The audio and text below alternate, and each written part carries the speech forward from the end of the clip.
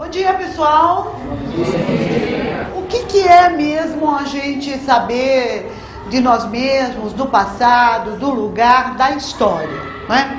Cada um tem uma história. Minha mãe me deu o nome de Zilda, porque na época ela ouvia uma novela de rádio onde a personagem mais sapeca era a Zilda. Então a gente tem histórias que envolvem a gente, a família, e o lugar também tem história. Olá, meninada. Vocês ficaram com saudade de mim? Então, quando a gente tem saudades, por que a gente tem saudades? Vai lá. Porque a gente não tem uma pessoa. Porque a gente fica com vontade de ver, a gente gosta e a gente lembra. E a gente gosta do que conhece. O desconhecido sempre é uma coisa que amedronta. E quando a gente conhece, a gente vai percebendo que tem muitas coisas que são muito próximas da gente. Nós também sabemos muito pouco do lugar que a gente mora. Por isso que a gente vai buscar a história do bairro. Eu gostaria muito que vocês fizessem lá em casa perguntas para os seus pais, de onde eles vieram, se eles sempre moraram aqui, se nasceram aqui, por que eles vieram para esse lugar, né? Quais são as histórias do passado. E de outro lado, nós vamos fazer coletivamente para descobrir como é o nosso bairro.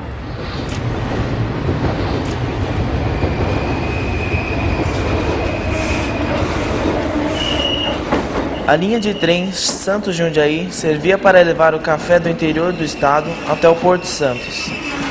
A data oficial da fundação de Pirituba é dia 1º de fevereiro de 1885, quando entrou em funcionamento a estação Pirituba nessa linha de trem.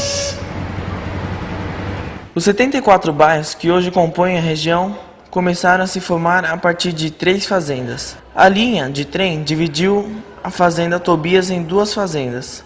No começo do século XX, essas fazendas foram, aos poucos, sendo divididas e loteadas. Alguns dos primeiros bairros surgiram nos anos 1920. Aqui mesmo para Pirituba, vieram vários grupos de imigrantes.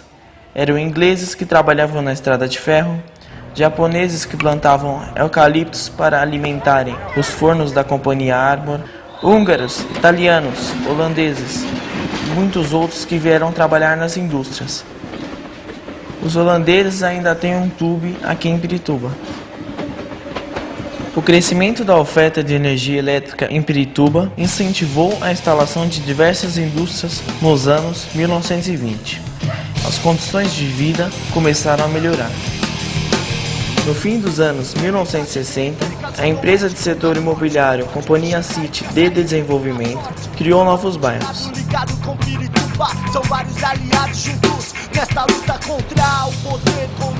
A Companhia Armor do Brasil, fundada em 1917, comprou parte das terras da fazenda Tobias naquele mesmo ano.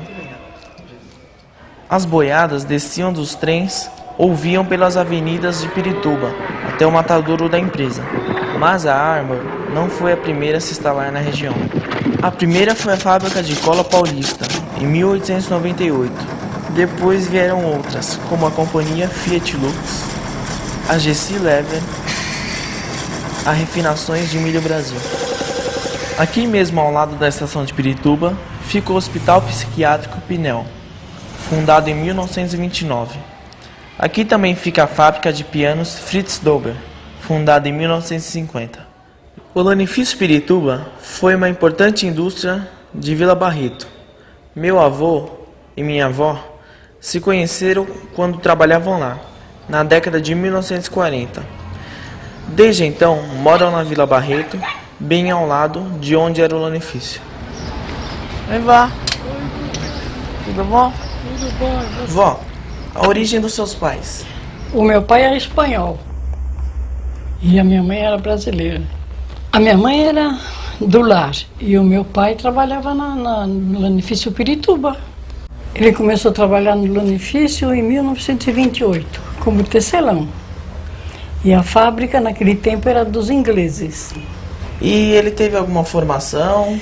Teve. Aí os ingleses naquele tempo pagaram o estudo para ele, né? E ele se formou mestre em tecelagem. E o Zarzur? O Zarzur veio depois. Ele comprou a fábrica dos ingleses.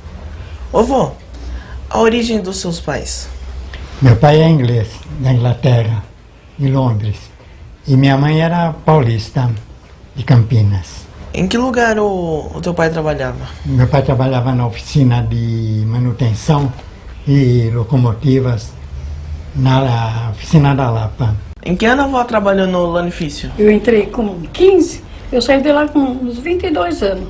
Quando o senhor começou a trabalhar no Lanifício? Eu comecei a trabalhar em agosto de 47 e parei de trabalhar em dezembro de 48. E quando a senhora conheceu o vô?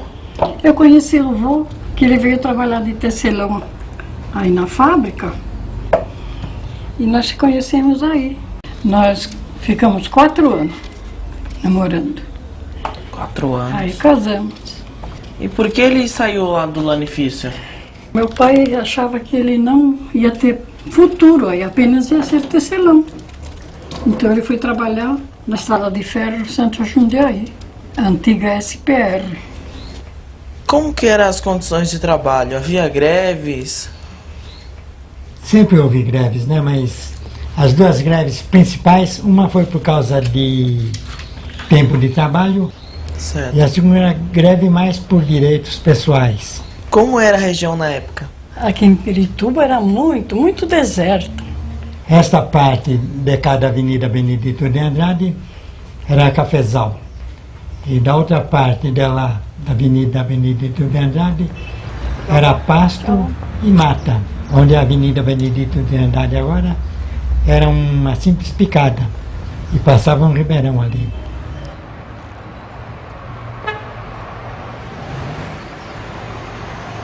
Em 1977, teve um grande incêndio, que destruiu boa parte do Lanifício. No ano seguinte, a fábrica se mudou para o interior do estado. Em 1985, o antigo prédio do Lanifício se tornou o Shopping Pirituba. Hoje em dia, nós estamos percebendo que tem mais indústrias em Pirituba.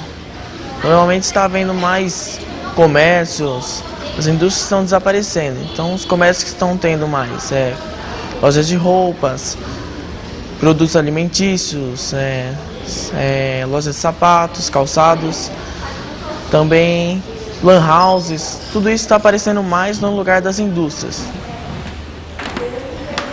Em 1963, houve uma campanha pela emancipação de Pirituba. No ano seguinte, a maioria da população escolheu continuar fazendo parte de São Paulo. Foi a partir daí que os governantes passaram a prestar mais atenção à região. Tchau, tia. Tchau, Lília. Tchau, Lu.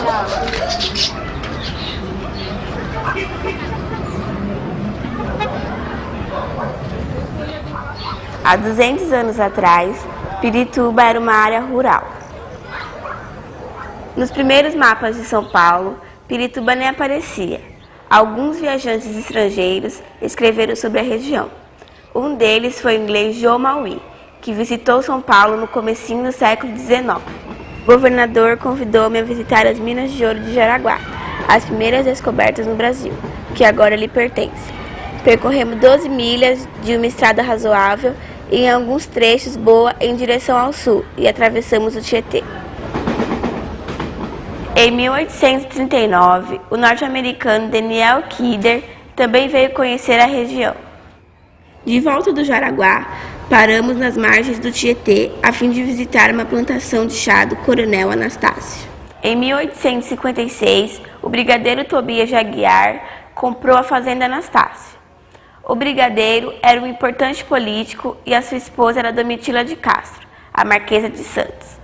Anos antes, ela foi a mais famosa amante de Dom Pedro I. O brigadeiro Tobias morreu e a Marquesa passou a ser a única dona da propriedade. Ela viveu em Pirituba até o fim da vida. O bairro Domitila tem esse nome em homenagem a ela. Mas algo me dizia que a história de Pirituba não era só a história desses fazendeiros. Os escravos negros, que substituíram os escravos índios, trabalharam muito na mineração do ouro. Depois foram usados nas plantações de café e de cana. Em 1888, finalmente veio a abolição. Começaram a chegar os imigrantes para trabalhar, só que agora recebendo salário. E como ficaram os antigos escravos e seus descendentes? Os negreiros chegando ao Brasil, com negros, faziam comércio de escravos. Naquela época eles eram escravizados, levados à chibata, eram maltratados pelo seu senhor. E até hoje a gente vê uma diferença entre negro e branco. Na época da abolição, pensaram que tudo ia ser mais fácil, ia existir mais empregos. É muito difícil para o negro encontrar um emprego, um lugar na sociedade, ganhar seu sustento, ter a sua casa, ter um lar, ter uma família. Faltam empregos para que o povo possa estar trabalhando. Favelas foram sendo criadas por falta de moradia e emprego. Acho que não tem porquê, todos nós somos iguais e não tem porquê ter uma certa diferença entre negro e branco. Todos nós somos seres humanos e devemos ter os mesmos direitos. Pesquisando na internet, eu descobri uma coisa incrível. Tem vários indícios de que existia um quilombo em Pirituba no século XIX, bem na Vila Mangalode, perto de onde eu moro. Tem até uma senhora chamada Dona Conceição, que lembra a história que seus avós contavam da época da escravidão. Quilombo na língua africana bantu quer dizer povoado. Os quilombos eram os lugares onde os escravos que fugiam se escondiam. Resolvi ir atrás de mais informações sobre o quilombo piritubano. Agora vou apresentar para vocês a minha família. Essa daqui é minha irmã.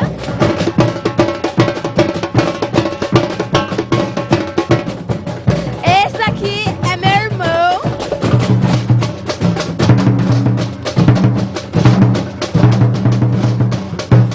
E essa daqui é a minha mãe.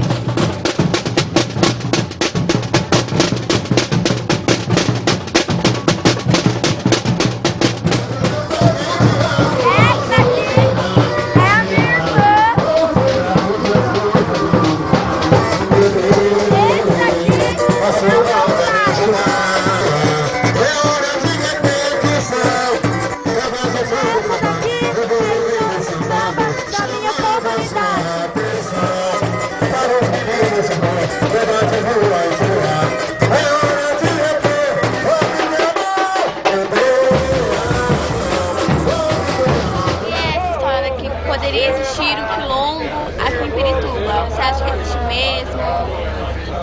Bom, hoje o quilombo de Pirituba é a prova de fogo, né? Nós mantemos aqui a cultura negra bastante viva através dos nossos enredos, através dos nossos movimentos aqui dentro da quadra. Mas existe bastante famílias de negros ainda remanescente da fundação do bairro. Provavelmente vem dessa época do quilombo, se é que houve. Nós, antigamente, aqui em Pirituba era um bairro bastante mais negro. E, inclusive, hoje, com esse crescimento de São Paulo, os filhos foram casando e as propriedades, muitas foram vendidas. Hoje o pessoal está na Coab, né? Mas eles vêm todos aqui para a escola, participam aqui da prova de fogo até hoje, que muitos você conhece, que tem raiz aqui de avós, bisavós, já nós estamos na quarta, quinta geração, né? Se você falar com a Dona Conceição, com o filho dela, eles vão poder te trazer muito mais coisas da lembrança dessa época, né? Pois não. E aí, tá lembrado de mim? Sou Celso, filho do seu Lima. Lembro sim, lembro sim. Meu pai trabalhou com seu pai na empresa de ônibus. Como é que não ia me lembrar, infância, né? né? Essa aqui é a Liliane, ela é porta-bandeira lá da nossa escola de samba. E ela está fazendo um trabalho escolar. Sim. E ela, nessa pesquisa, ela chegou a um ponto sobre a Dona Conceição, sobre aquelas histórias antigas que tinha aqui do bairro. A minha mãe contava que minha avó passava então. Tipo assim, no caso, nós achávamos, ela encontraram aqui, aqueles grilhões, né? Que se amarravam os escravos. Até embaixo tinha uma árvore centenária, né? Como é que chama a minha árvore? A figueira, a figueira. Que tinha aquelas lendas sobre assombração.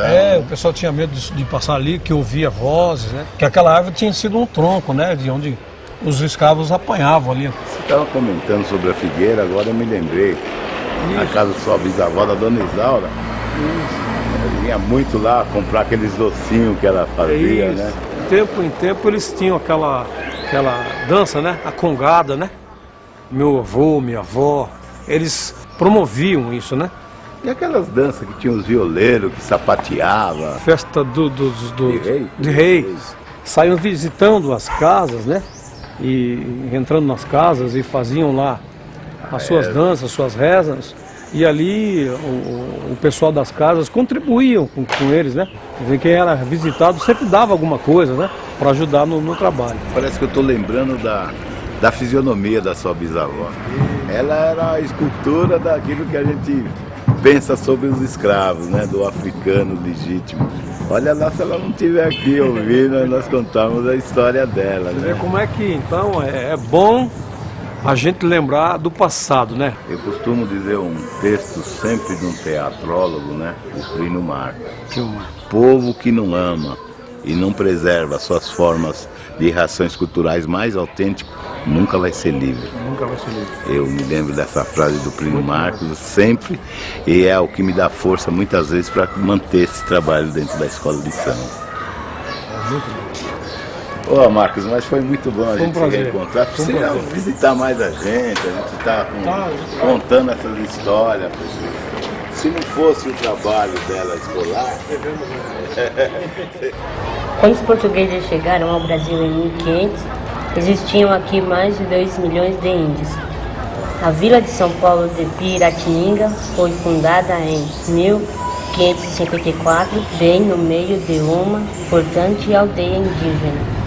Os portugueses começaram a escravizar os índios para trabalhar nas plantações e na criação de gado. Os índios não gostaram e fizeram várias revoltas e guerras contra os brancos. Aqui mesmo em São Paulo, vários grupos de índios se juntaram para resistir. A guerra durou 5 anos, de 1590 a 1595. No fim, os índios perderam feio para os colonos, que eram liderados pelo Afonso Sardinha. No começo do século XVII, na região de São Paulo, quase não existiam mais índios. O meu povo é o povo Guarani.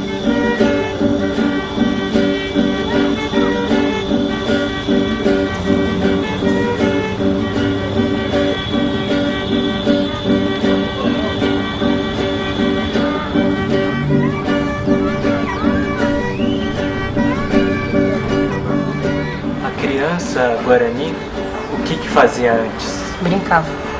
Só brincava? Só brincava. Como que é a brincadeira do Guarani? Eles brincavam de arco e flecha, de caçar, né? Brincar de caçar. Brincava com zarabatana, dançava, tudo. Brincava com os animais? Aham. Porque tinha um monte de animais lá, antigamente, quando não tinha nenhum branco. Pegou agora? Peguei. E hoje em dia como é que brinca? Hoje em dia eles brincam como eles brincam na rua, de esconde-esconde, pega-pega. Essas brincadeiras foi o Homem Branco que trouxe? O que mais que vocês brincam? Nós brincamos de jogar bola, antes nós não brincávamos de jogar bola, agora eles estão jogando bola. Eles brincam de aqueles amarelinhos, as meninas brincam. Pôr a corda, eles brincavam. Como que é essa adaptação do índio na sociedade do homem branco? Nós não tem nada em casa e os brancos têm mais do que a gente em casa. Como TV, rádio. Antes a gente ficava lá, né, todo sem fazer nada, só lá, deitado na rede. Passava, pescava, ia pro mato, andava de cavalo. Antigamente tinha cavalo, ficava lá. Hoje em dia dá pra fazer isso? Não. Por quê? Porque aquele rio já tá podre já. Antigamente dava pra ver tudo limpinho. Agora eles estão poluindo tudo. E animal pra caçar tem? Não. Como é que faz pra se alimentar hoje em dia? Hoje em dia eles trabalham pra ganhar dinheiro pra comprar os alimentos no supermercado.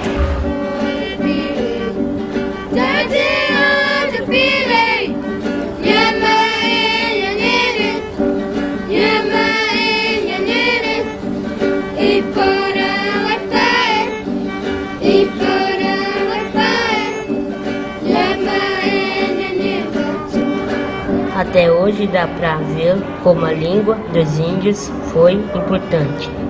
Lugares, rios e objetos ainda guardam o nome original. Pirituba, por exemplo, quer dizer muita taboa em tupi. Taboa é um tipo de vegetação de brejo que tinha muito na região. Hoje quase não tem mais. Jaraguá também é uma palavra de origem tupi.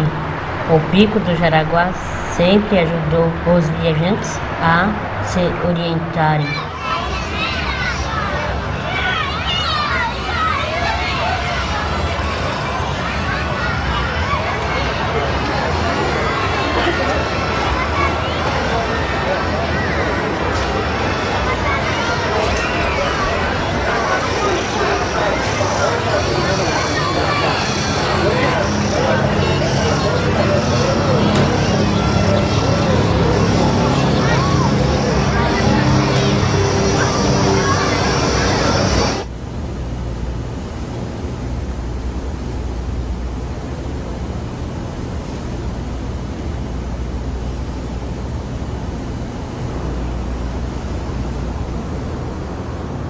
Aqui ficava a casa do Afonso Sardinha, aquele mesmo que combateu os índios de São Paulo. A casa original não existe há muito tempo, mas esse muro é bem antigo. Aqui eles procuravam ouro na água do riacho. Meu nome é Fábio, eu moro ao lado do Pico do Jaraguá, na aldeia Guarani de Coaitu. Quando os brancos chegaram aqui, eles fizeram esse tanque, né, para lavar as pedras preciosas que os bandeirantes usavam. Os bandeirantes eram aqueles homens brancos que ficavam atrás de pedra preciosa, de ouro, né, de tesouros. Aí aqui eles fizeram aqui esse, tá vendo isso aqui, ó, esse cimento aqui, é uma pia que eles fizeram, né, e quem fez foi os escravos que fizeram. Os escravos eram assim, muito judiados, né? Eles batiam nos escravos assim, para eles fazerem isso tudo aqui.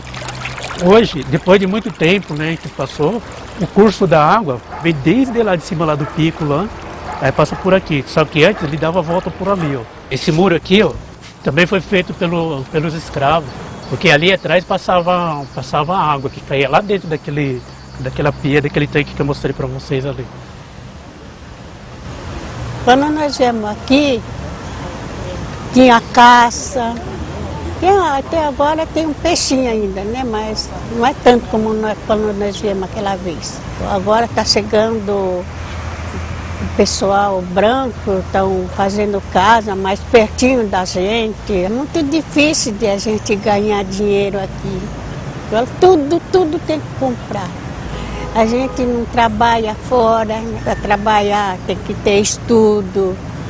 E a gente vive com artesanato, né? A gente vende um pouquinho de artesanato. Se eu vou, plantava milho, feijão, dava para plantar, mas agora não dá mais não tem mais nem lugar para a gente plantar mais. É a história, quando vocês vão casar, vão crescer mesmo. Aí vai contar para os seus filhos. A avó contava a história, contava que chegou assim lá aqui no lugar. A aldeia onde eu moro é uma das 4 que existe ainda hoje na cidade de São Paulo. Pirituba mudou muito. A antiga estrada São Paulo-Campinas, hoje é a Avenida Raimundo Pereira de Magalhães. É de Pirituba que saem algumas das estradas mais importantes que ligam a cidade de São Paulo ao resto do estado.